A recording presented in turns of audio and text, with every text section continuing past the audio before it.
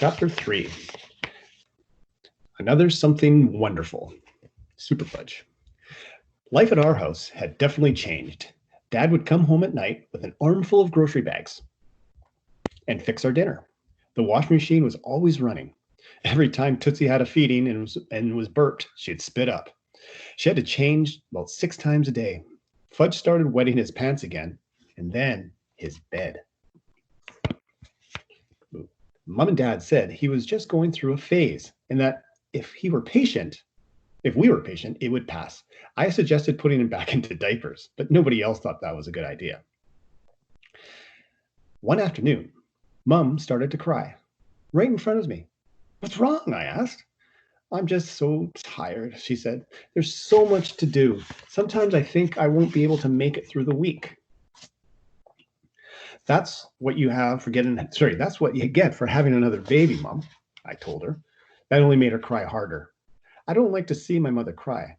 I feel sorry for her, but at the same time, she makes me angry. Sorry. Go back.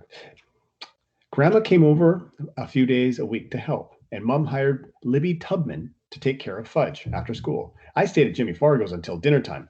Nobody seemed to miss me around the house. By the middle of May, life had improved. Tootsie was sleeping 4 hours a day. 4 hours at a clip during the day. Oh, that's nice. And even longer at night. Dad and Mom were fixing dinner together, and Mom talked about going back to college to get a degree in art history, which surprised me because before I was born, she worked as a dental assistant. "Why art history?" I asked. "Because it interests me," she said. "What about teeth? Aren't you interested in teeth anymore?" "Well, yes," Mom said, "but not as much as art history. I think I'm ready for a change." Isn't having Tootsie enough of a change? Yes, but someday she'll grow up and go to school, and I want to have a career. Oh, I said, not that I really understood. On the last day of school, we had a class party with cupcakes and island punch. I drank 8 cups of it. Island punch is my favorite. Mom says I'm addicted to it, and I tell her, "That's right. If you cut me open, you'll find 7 natural fruit flavors running through my veins." And after drinking 8 cups in a row, then walking home from school, then waiting for the elevator, then digging out my keys and unlocking the door to our apartment, then dashing down the hall to the bathroom, I really had to pee. I mean, really. But Fudge was already in there, sitting on the toilet, turning the pages of Arthur the Anteater. "Hurry up," I told him. "I've got to go." "It's not good for me to hurry," Fudge said. So I ran into Mum's room, but the door to her bathroom was locked. "Mum," I called, banging on the door. "Can't hear you," she called back. "The shower's running. I'll be out in 5 minutes." "Check on Tootsie, would you?" So I ran back to the bathroom, but Fudge hadn't moved. "Come on," I said. "This is an emergency. I drank 8 cups of island punch this afternoon." "I drank 2 glasses of Coca-Cola." "How about getting off for just a minute?" "It wouldn't be good for me," he said. "Come on, Fudge." "I can't think when you're in here," he said. What do you have to think about?" "Making."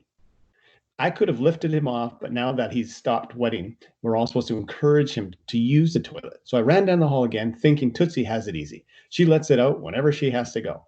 Then I remembered that my teacher had read us a book about life in England in the 18th century. People used chamber pots instead of toilets way back then. I wished we had an old chamber pot handy. I was getting desperate. I ran into the living room and looked around. We had a big plant over in the corner. Uh-oh.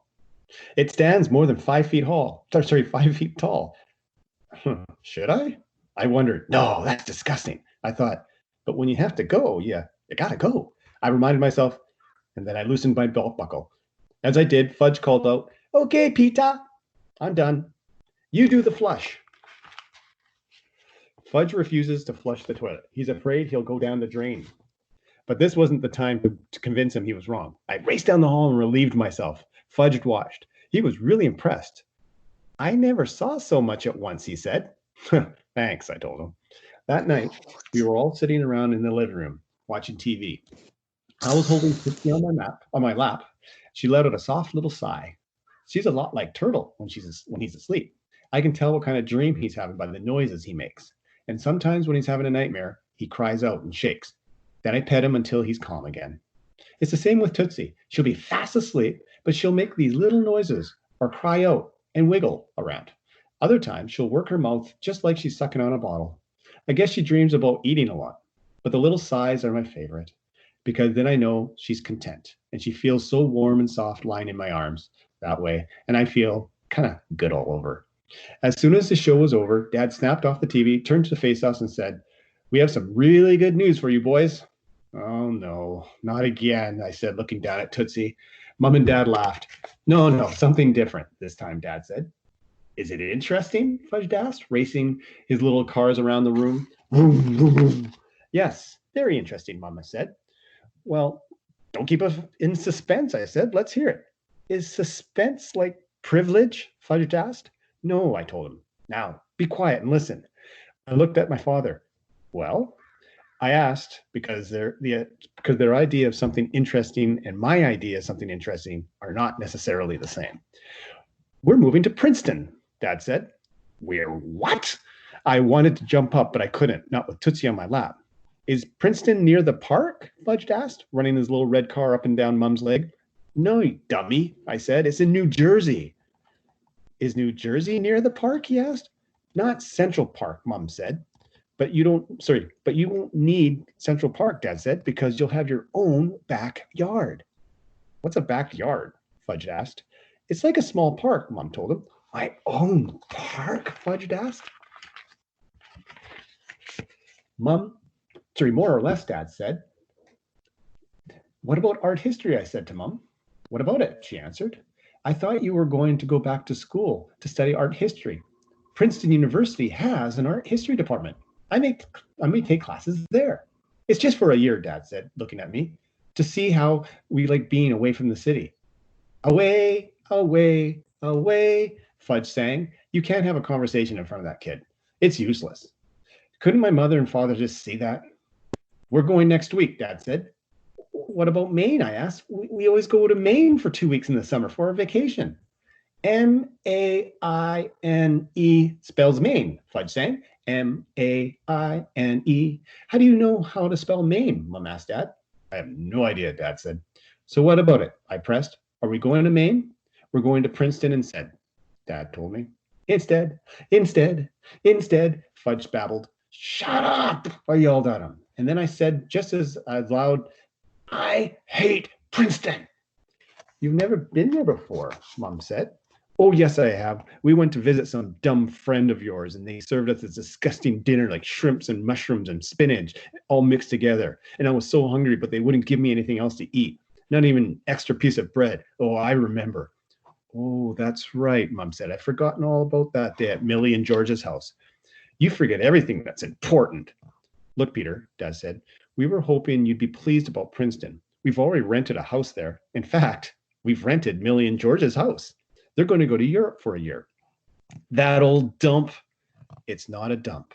It's a beautiful old place, and we've arranged to sublet our apartment. So I'd like you to keep an open mind about this." "Open, open," Fudge sang. "You should have told me before, just like you should have told me about Tootsie as soon as you knew. You never tell me anything. And here," I said, shoving Tootsie at Dad, "why don't you hold your silly baby yourself, because I have things to do." I got up and marched across the living room, kicking a couple of Fudge's cars as I went. By the time I got to my room, he was crying. Good, I thought. And then Tootsie started. Better yet. And then Turtle started to bark. Let them suffer. I slammed my bedroom door, and my map wound up on my bed again. I guess I fell asleep in my clothes, because the next thing I knew, Mom was shaking me and saying, "Come on, Peter, get undressed and under the covers. It's late." "It's too hot for covers," I mumbled. "Okay, if you want to sleep in your clothes tonight, you can, but at least take off your shoes. Like them where they are," I said sleepily. "Okay, if you want to sleep in your shoes just for tonight, maybe every night." Mom ignored that. "Peter, about Princeton," she began. I held up my hand. "Don't want to talk about it." "You don't have to talk, just listen." "Too tired to listen." "All right, we'll talk about it tomorrow." "Anyway, nothing I can do about it. Just like Tootsie, nothing I can do about her either. You don't mind her now, do you? Well, I'm getting used to her. And you'll get used to Princeton too. You'll see. And then she'll start telling me about where I'd go to school. But I was still half asleep and not really listening until she says something like, and having your little brother in the same school. And then I sat up, suddenly wide awake. What did you say? About what? Just now, about Fudge and school.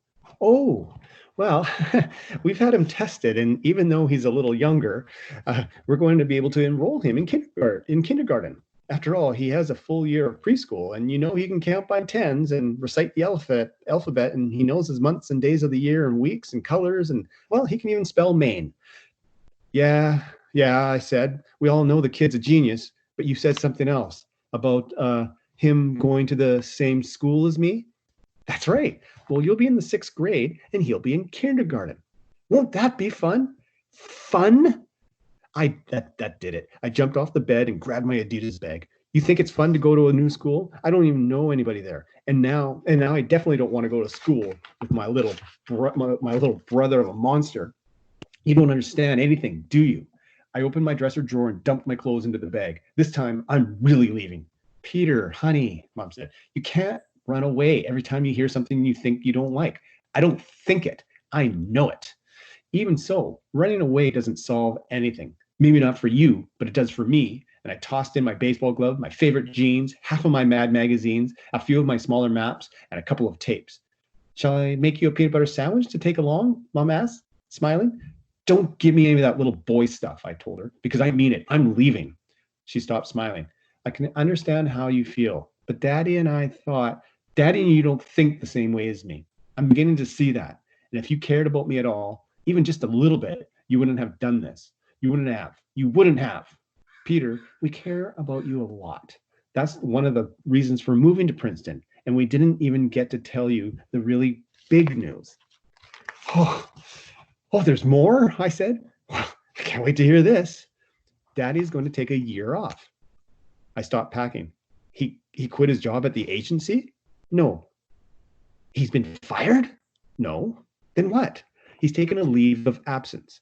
Wait, he wants to tell you himself. She went to my door and called, Warren, can you come in here? I'm changing Tootsie, Dad called back. Be there in just a minute. I thought Dad never changed a diaper in his life. He didn't, not until, well, Tootsie's come along. What's so special about changing her diapers, I asked. Nothing. It's just that Dad realized he missed out on some of the baby experiences. He doesn't want to make the same mistake again. He's so busy changing Tootsie, he hasn't got time for anyone else. Peter, that's not fair, Mom said. What do you know about fair? Dad came in the room smelling like baby lotion.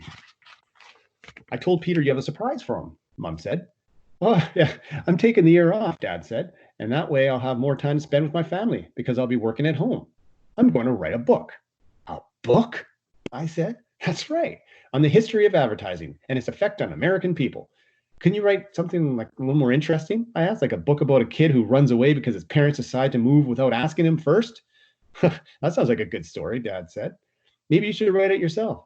Maybe I will, I said. And I'd like to know how we're going to eat with you not working. Well, we've got some money saved, and I'll probably get an advance for writing this book. Give it a chance, Peter, Mom said. I'll think about it, I told her. But if I'm gone in the morning, don't be surprised. And then, from the other room, we could hear Fudge singing himself to sleep. M-I-I-N-E spells Maine. F-U-D-G-E spells Fudgy. P-E-T-E-R spells Pita. Will you listen to that, I said. A kid should be a big hit in kindergarten.